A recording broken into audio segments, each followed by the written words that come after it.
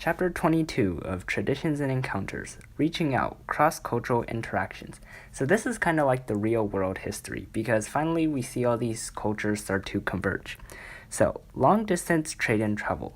At this time, there were several patterns of long-distance trade, and these patterns occurred between 1000 and 1500, all across Eurasia, so Europe and Asia.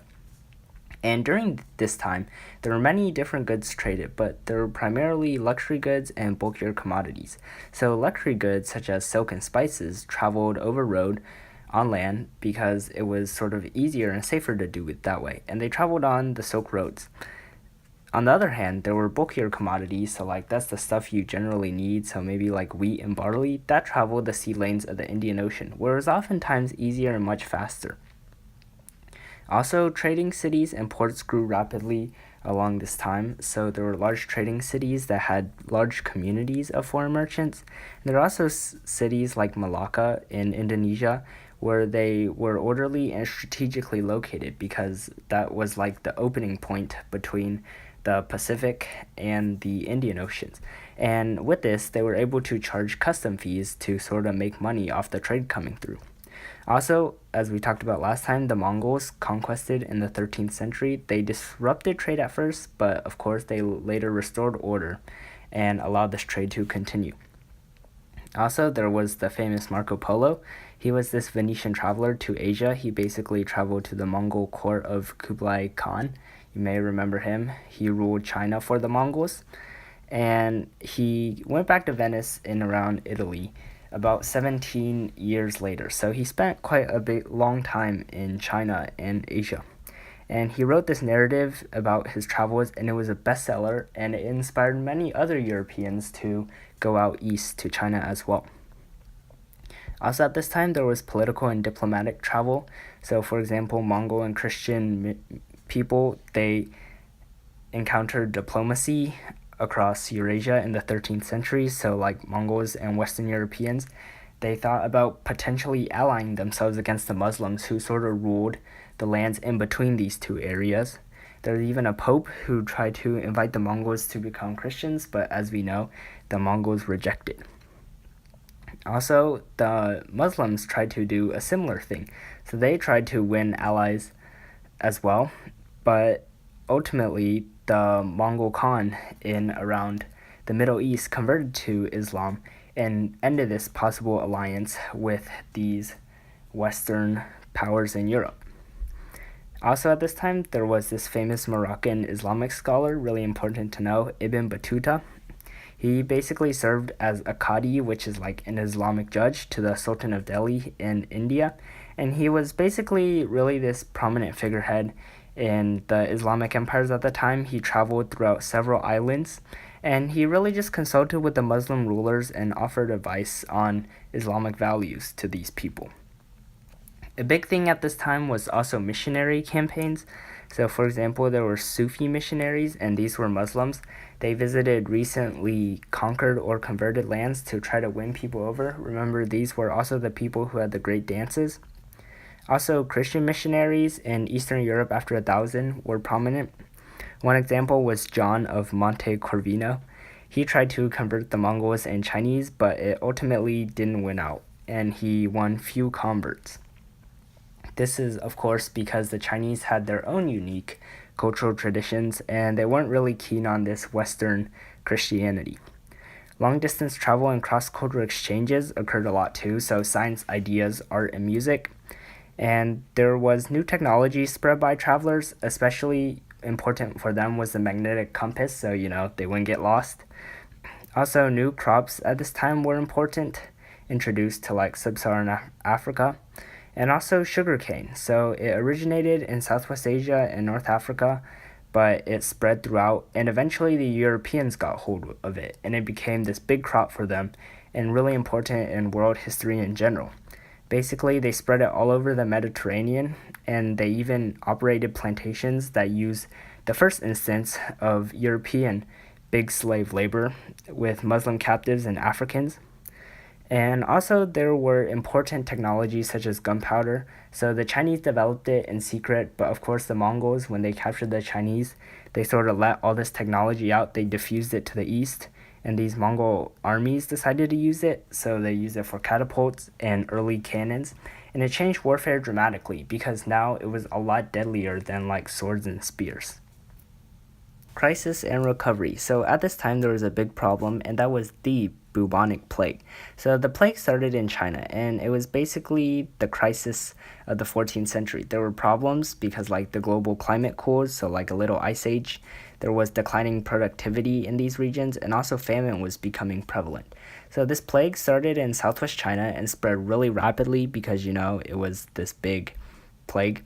And it continued through the 1350s, and it killed a ton of the population in other provinces. And eventually, it even went west. So it reached the Black Sea not much later because, of course, the Silk Roads and diffusion with merchants was a big deal at this time. And this Black Death, as it was called, had terrifying symptoms. So like open pores. It was really nasty and kind of scary, actually. However, there were a few areas that were spared, such as Scandinavia, because of course their climate was too cold for the disease to survive, and also like the interior of India, because many people didn't wander into there at this time. And it also bypassed sub-Saharan Africa because of course trade wasn't really deep in there at the time. So the mortality, it was really bad. So like 60 to 70% of the population and sometimes whole villages would be wiped out where it occurred. Also population decline. So like the Chinese, they lost about 10 million. The European population dropped by 25%, and Islamic societies were devastated as well. Social and economic effects were really the huge thing that came out of this. So there were massive labor shortages because of course, everyone was dying and stuff, and this led to social unrest. So in Western Europe, workers demanded higher wages because, of course, there weren't enough people. And then also peasants started to rebel because they couldn't get food because a lot of their village was dying, so no farmers. In China, a big thing happened. So it was the Ming Dynasty. Basically, this Chinese person overthrew the Mongols and established the new Ming Dynasty in 1368. And he centralized the government, unlike the Mongols, who were sort of decentralized, and revived Chinese traditions. So you see the Confucian education and civil service systems come up again, and the emperor started to rule China again without the aid of chief ministers like the Mongols. That's why we put that in parentheses, because they weren't actually Chinese, they were kind of Chinese, and of course the Ming Dynasty now. So at this time, the Ming Dynasty, they promoted economic recovery, so that was huge. They repaired irrigation systems, agricultural productivity surged as well. Also, they promoted the manufacture of good products like porcelain, silk, and cotton textiles. Also, trade within Asia flourished a lot with this increased production, and a cultural revival followed soon after. So a big thing that was promoted was Neo-Confucianism, and which of course was Confucianism combined with Buddhism. Also, there was this big encyclopedia written. It basically listed all the Chinese cultural traditions. So in Western Europe, we have the beginnings of state building, so the modern countries we know today of Europe. And it basically started with each sort of country having these independent administration and armies, and they basically levied direct taxes on citizens for the first time in history. So in France and England, for example, they fought this 100 Years' War that was actually more than 100 years long, and it was basically this fight over chivalry. It basically asserted the authority of the central government over feudal nobility, so these landlords at the time, they really owed all the power, but by the end of this, they didn't owe all the power, and it sort of went to the central government. In Spain, we see the uniting of the kingdoms of Aragon and Castile with Fernando marrying Isabella. So Ferdinand and Isabella comes from this as well. So they did big stuff, so sales tax again. And they also completed the Reconquista, which was conquering Granada in Spain from the Muslims, which the Muslims took a few years before, or a few decades before. Also, the big thing was they sponsored Christopher Columbus' quest for a western route to China, which we'll talk about later as well. So these European states, they had lots of competition, so these small-scale wars were prevalent. but it also built up new military and naval technologies, and these innovations really strengthened these European armies, which would lead to their dominance later. Also at this time, there was lots of art in Western Europe, so especially the Renaissance. So Italian Renaissance art, this is basically the rebirth of art and learning from 1400 to 1600. Basically, there were famous people who initiated this movement. So city-states in particular sponsored these innovations. And there were also painters like Leonardo who used linear perspective to show depth, and also sculptors such as Donatello and the famous Michelangelo. And these people created natural poses that were really not seen before in history. So this architecture at the time was really based on simple and elegant style, so inherited from classic Greece and Roman times. And these people, they really just used these old traditions and put them into the new. Also, there were these humanists who drew inspiration from classical models, much like the architects at the time. And these scholars were interested in literature, history, and moral philosophy, which really hadn't grown before this time. A third thing at this time was exploration and colonization. So the Chinese really wanted to conquer the Indian Ocean basin, so they used Zheng He, who was this explorer. And the Ming Emperor really promoted this, and he also permitted foreigners to trade at certain cities in Canton.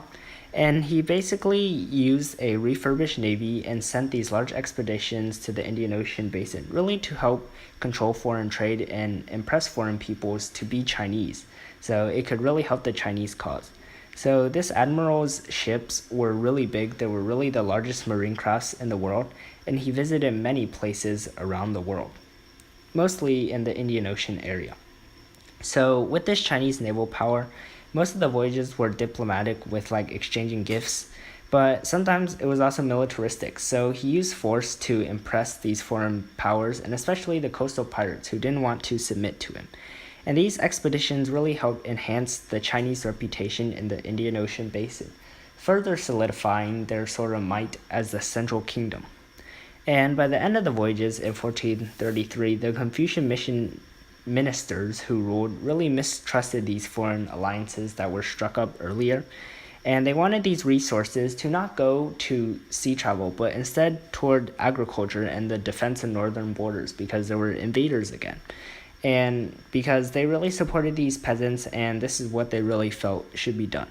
And the technology of these large ships was forgotten, and the nautical charts unfortunately destroyed. So we don't have much evidence of it anymore. But also the Europeans explored a lot, so they primarily did the Atlantic and Indian Oceans. Their main goal was to expand Christianity at the time, as always. And also these Portuguese mariners emerged as the early leaders. So one was Prince Henry of Portugal, who was actually a prince, but he turned into a navigator. So also Prince Henry the Navigator. And he really wanted to increase these Portuguese influence. And so Europeans, and especially the Portuguese, they colonized several Atlantic islands, like the Madeiras, the Azores, and others. And with Italian investors, these people became the big landowners of sugarcane on the islands. Also, there was a slave trade around this time, so the traders ventured down the west coast of Africa capturing slaves, and they mainly traded for slaves, guns, textiles, and other stuff, and even for gold, because these were stuff they did have and the people in Africa didn't have. So a big slave trade really started here. Indian Ocean trade was big as well, so the Portuguese wanted, of course, to search for a sea route to Asian markets without the Muslims in between, because the Muslim basically controlled the trade in the Indian Ocean at the time. So there were explorers like Diaz, who reached the Cape of Good Hope, the first person of Europe, and he entered the Indian Ocean in 1488. Also important was Vasco da Gama. He arrived in Calicut, India in 1498, and he returned to Lisbon with a huge profit of stuff. In these early days, the Portuguese mariners were really the dominant people, so they dominated trade between Europe and Asia in the 16th century, and these ships with cannons really launched this wave of European imperialism that would be huge later on. So to end, there was Christopher Columbus, who basically hoped to reach Asia by sailing west.